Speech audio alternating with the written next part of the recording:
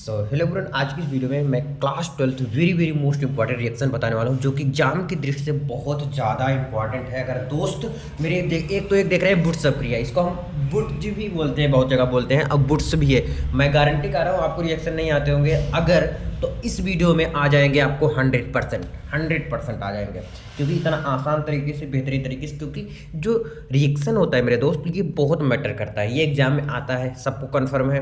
तो आज की इस वीडियो में 6-7 रिएक्शन लेकर आए हूँ और दो नंबर वाले। कितने नंबर वाले? दो नंबर वाले। 2 नंबर का ही रिएक्शन आता है मेरे दोस्त, 2 नंबर से ज़्यादा नहीं आता। तो चलो देखते हैं 12th important reaction 2024 specially 100% exam में आएगा। इसी में से एग्जाम में आएगा मेरे दोस्त, जो बताने जा रहा हूँ आज की वीडियो में, गारंटी है इसी में से आएगा। बस ध्यान से देखिएगा, मज़ा आ जाएगा आपको। वेरी मोस्ट इंपॉर्टेंट एग्जाम में आएगा, पूरा छाप देना। महत्वपूर्ण रिएक्शन है, एकदम महत्वपूर्ण है जो एग्जाम में आएगा। चलो अब देखते हैं बिना देरी किए हुए, ठीक है ना। देर करेंगे काफ़ी टाइम वेस्ट होगा हम सबका और आपका भी।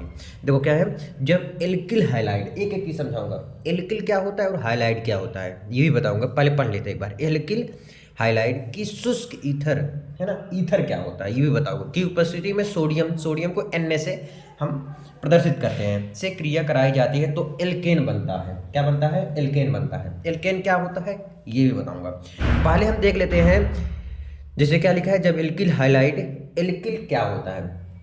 जो R समूह के होते हैं उसे हम कहते हैं एल्किल, ठीक है। अब बोलोगे भाई भैया जैसे कोई एग्जाम्पल बताओ, बता रहा हूँ।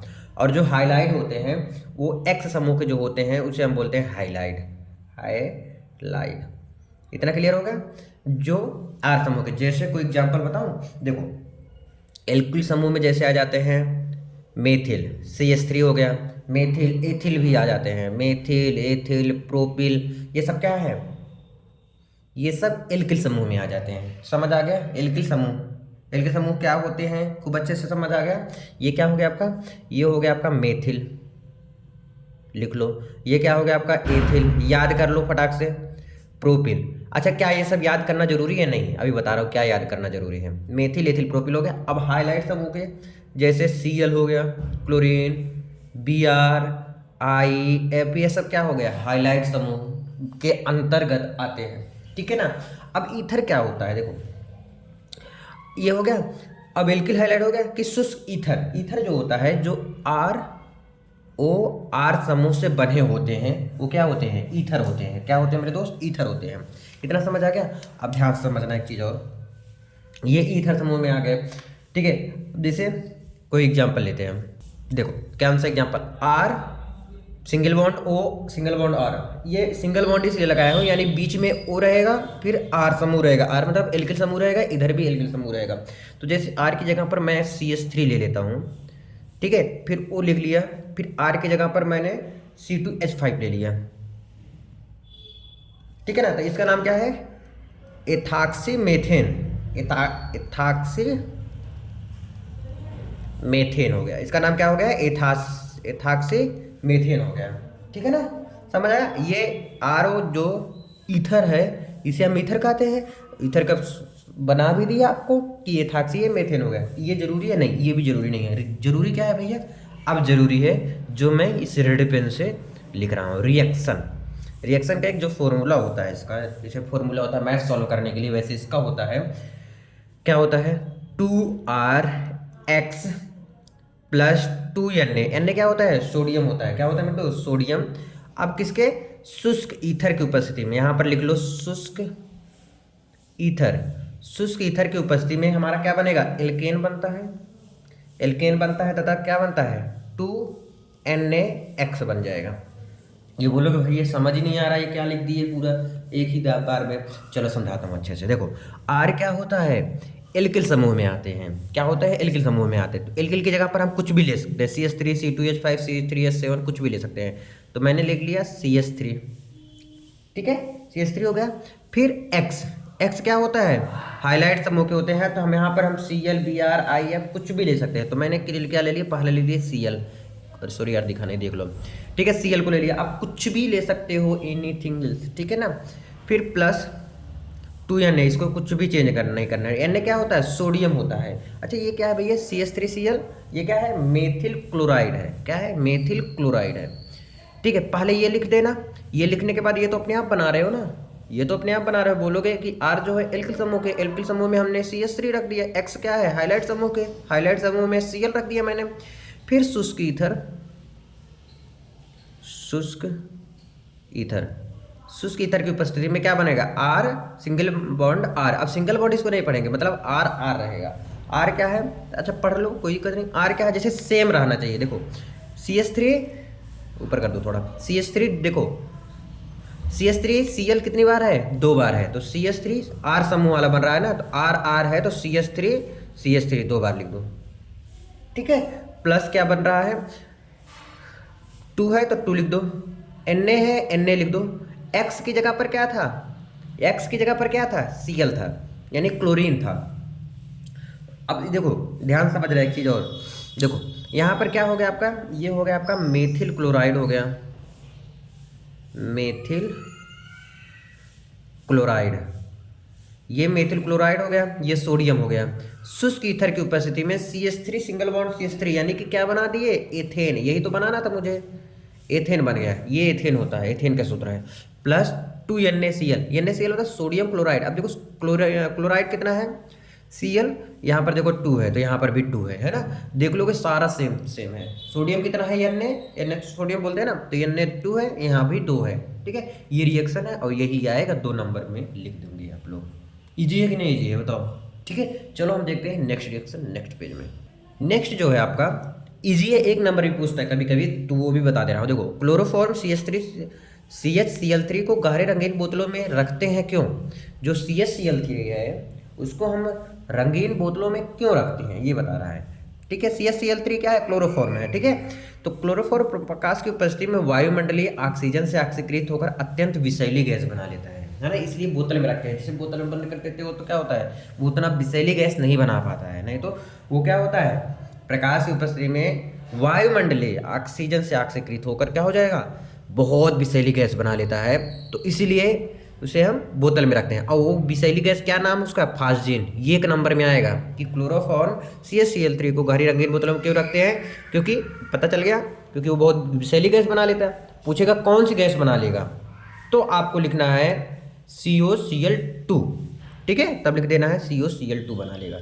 ये 1 नंबर का आता है पहले से। इसका रिएक्शन देख लो, क्लोरोफॉर्म ले लो, CHCl3 हो गया प्लस हाफ O2, रिएक्शन कराओ किसकी उपस्थिति में, प्रकाश की, लिख दो प्रकाश, यहाँ पर प्रकाश लिखा हो ना, प्रकाश की उपस्थिति में कराएंगे, क्या बनेगा हमारा, फास्जीन बन जा रहा है COCl2, और प्लस क्या बन गया, HCl। अब बोलोगे भैया ऐसे कैसे लिख दिए, ये क्लोरोफॉर्म हो गया हाफ O2, प्रकाश की उपस्थिति में क्या बन गया हमारा, ये फास्जीन, इसे हम बोलते हैं, क्या बोलते हैं मेरे दोस्त, फास्जीन बोलते हैं। और ये क्या होता है, HCl, hydrogen chloride, hydrogen chloride. तो एग्जाम में आएगा कि जो आपका क्लोरोफॉर्म है उसको गहरी रंगीन बोतलों में क्यों रखते हैं, पहला पता चल गया ना क्यों रखते हैं।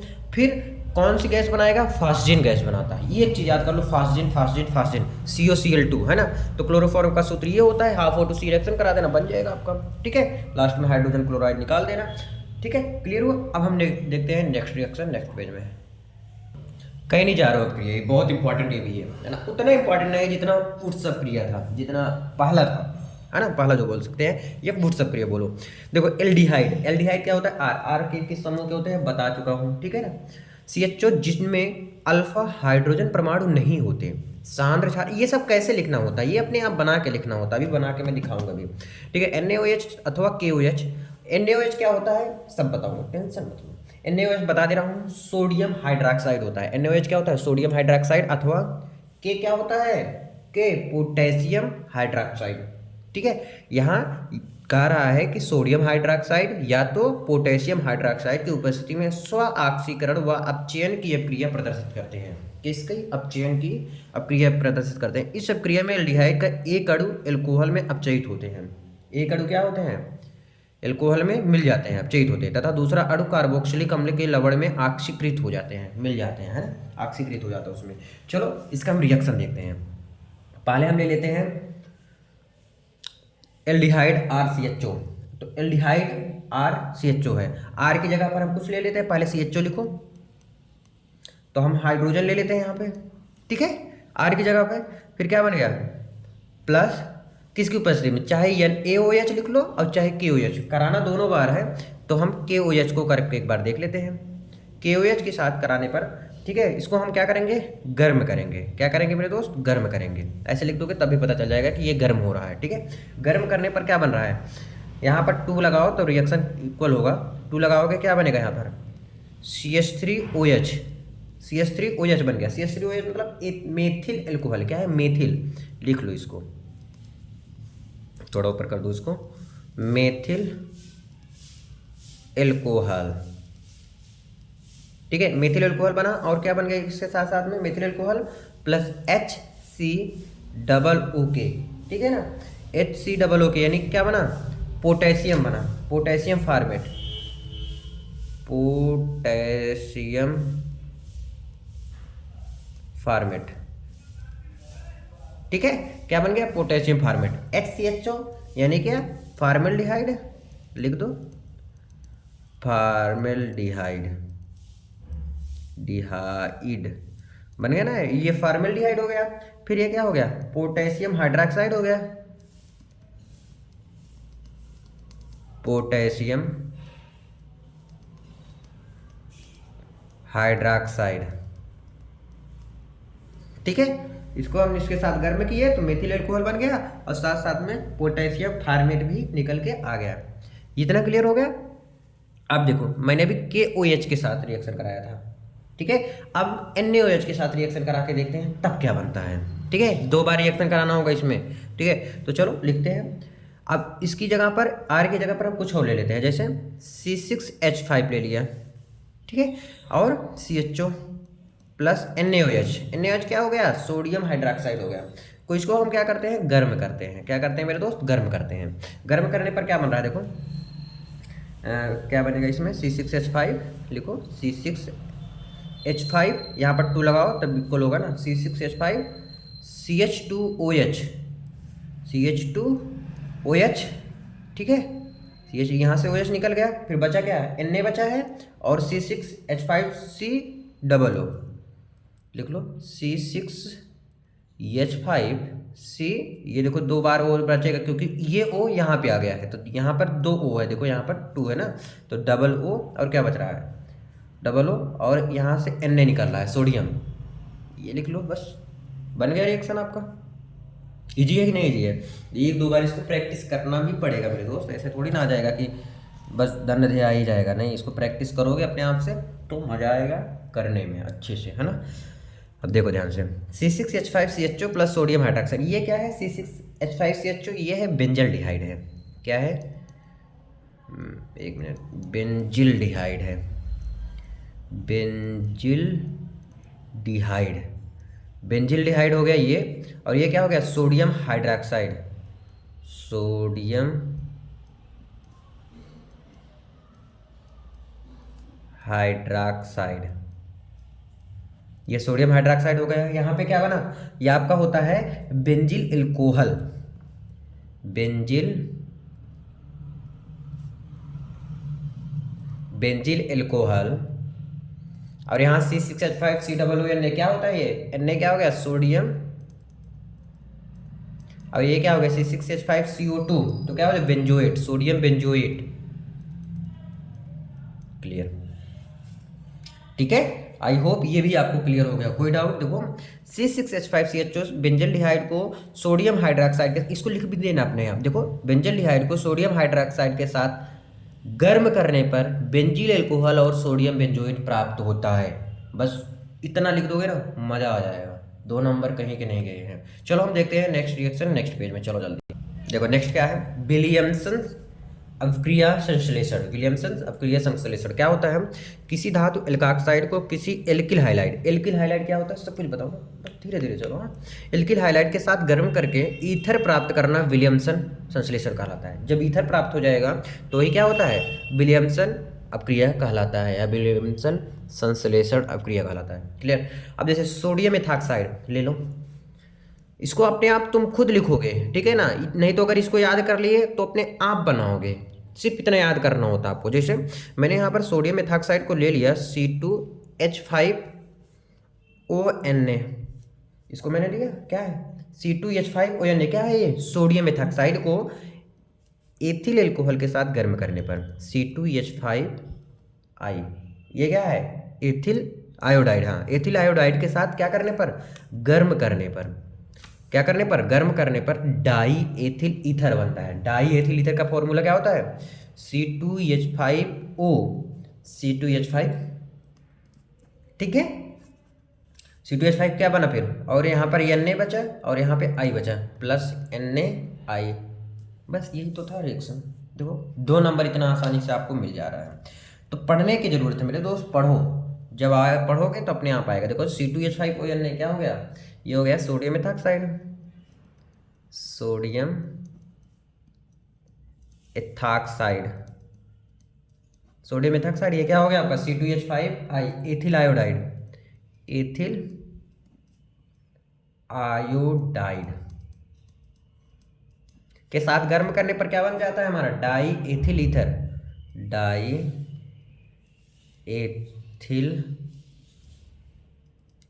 डाई एथिल ईथर बना। और यहाँ पर NaI यानी क्या हो गया? Sodium iodide. लिख लो, सोडियम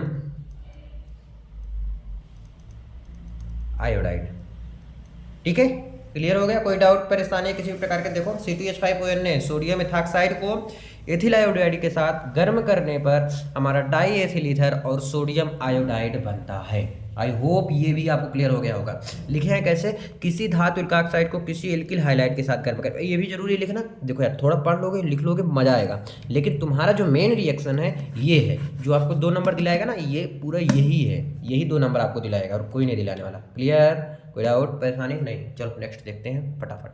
नेक्स्ट देखते हैं, ये भी बहुत इंपॉर्टेंट है। स्मिट अप्रिय, इसके बाद जो बताऊंगा पार्किन अप्रिय, वो भी बहुत ज़्यादा इंपॉर्टेंट है। वो पार्किंग करने वाला गाड़ी नहीं, पार्किन अप्रिय होता है, रिएक्शन है। ठीक है, चलो देख लेते हैं। आज सारा रिएक्शन कंप्लीट करा देता हूँ आपको। यह प्राथमिक एमीन बनाने की विधि है जब कार्बोक्सिलिक अम्ल RCOOH की अपक्रिया हाइड्रोजोइक अम्ल N3H के साथ H2SO4 की उपस्थिति में 0 सेल्सियस पर करने पर मेथिल एमीन बनता है। क्या बनता है मेरे दोस्त? मेथिल एमीन बनता है। कैसे बनेगा? करके देखते हैं इसको, है ना। देखो ध्यान से, मेथिल एमीन का क्या होता है, प्राथमिक अप्रिय क्या होता है। देखो प्राथमिक अप्रिय जो होते हैं, पहले ध्यान समझो। यहाँ R समूह का कोई यौगिक रहेगा, फिर NH2 के साथ जो जुड़े होते हैं उसे हम कहते हैं प्राथमिक एमीन। इतना तो समझ आ गया ना। ये क्या हो गया? प्राथमिक एमीन। प्राथमिक एमीन बनाने की विधि है, ठीक है। तो ये विधि है प्राथमिक एमीन बनाने की, ठीक है।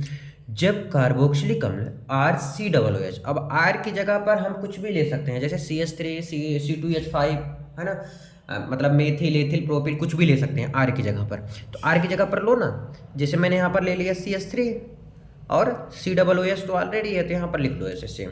फिर क्या आ रहा है कि ऊपर की अभिक्रिया हाइड्रोजोइक अम्ल, हाइड्रोजोइक अम्ल क्या है? N3H लिख लो ना। हाइड्रोजोइक अम्ल के साथ H2SO4 की उपस्थिति, यहाँ उपस्थिति करा दो किसकी? H2SO4 की। H2SO4 की उपस्थिति में क्या बन रहा है आपका? उपस्थिति में 0 सेल्सियस पर कराने पर मेथिल एमीन बनता है। अब देखो यहीं से निकल जा रहा है CH3NH2 methyl amine plus CO2 plus N2 निकल जाएगा आपका, ठीक है। यही तो बना। देखो ये क्या हो गया आपका? ये लिख लो।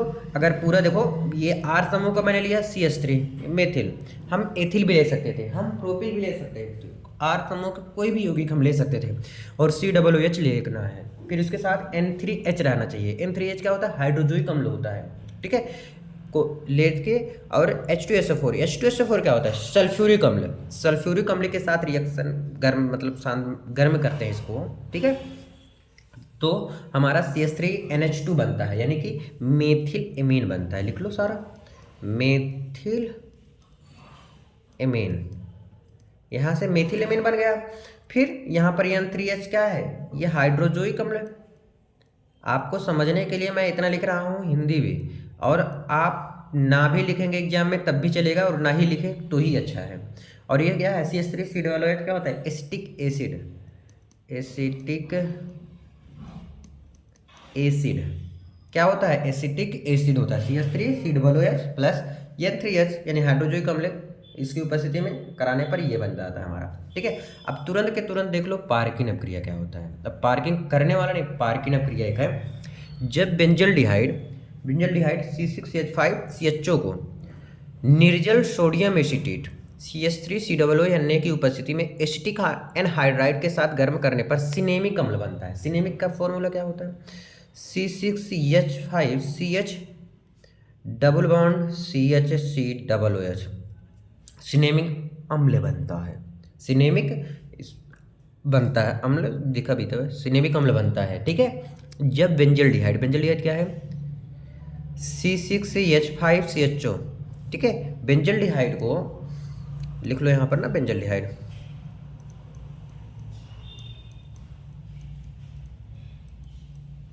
जब बेंजल्डिहाइड को sodium acetate CH3COO,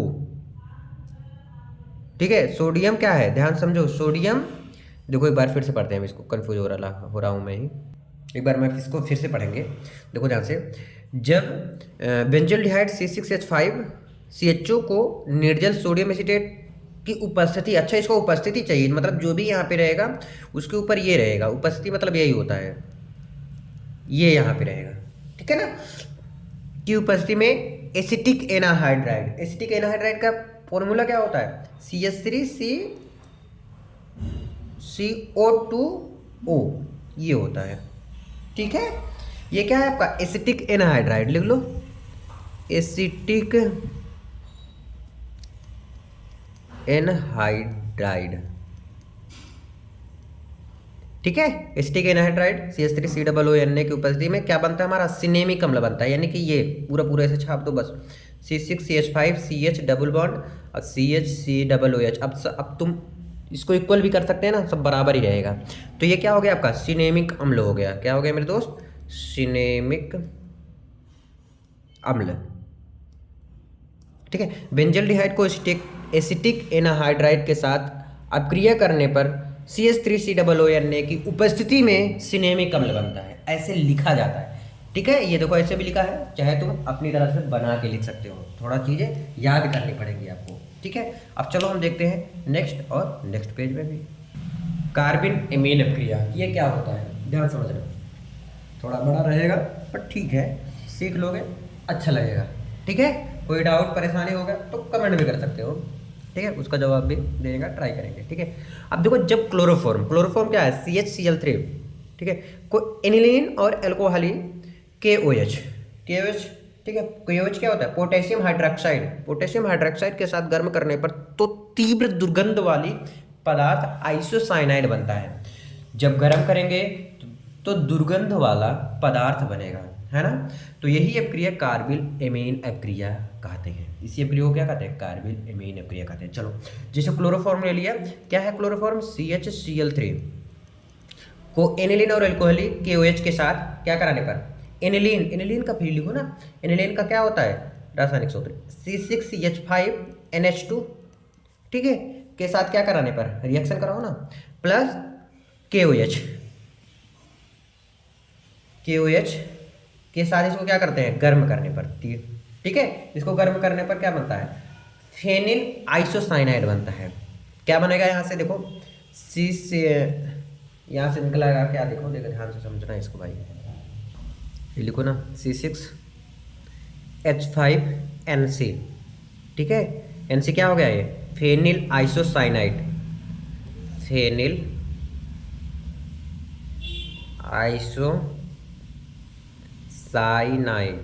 cyanide,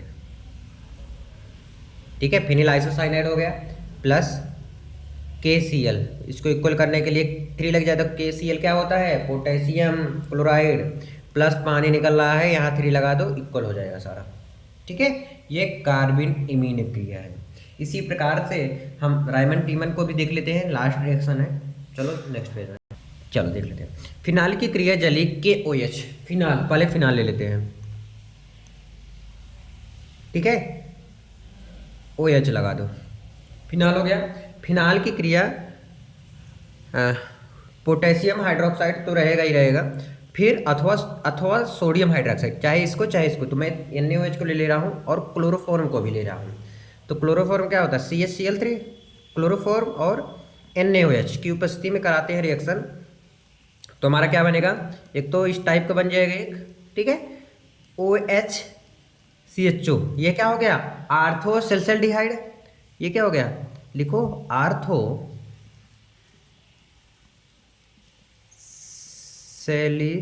सेल्डिहाइड, ortho सेल्सल्डिहाइड हो गया, plus NaCl, sodium chloride plus जल, बस इतना ईजी है। अगर इस तरह से आप लिखेंगे, फिर इसके बाद क्या बनेगा, इसके बाद ऐसे एक ऐसे बनाना, मैं यहाँ पे बना दे रहा हूँ, फिर यहाँ पर एक फिनाल और बनाना यहाँ पे, ठीक है, इस टाइप का OH निकलेगा यहाँ पे भी, और यहाँ से भी CHO निकाल देगा, ठीक है। आई होप आप लोग समझोगे, कोई डाउट होता है तो प्लीज़ कमेंट कर दीजिएगा। चलो आज के लिए बस इतना ही, मिलते हैं next video, thank you so much.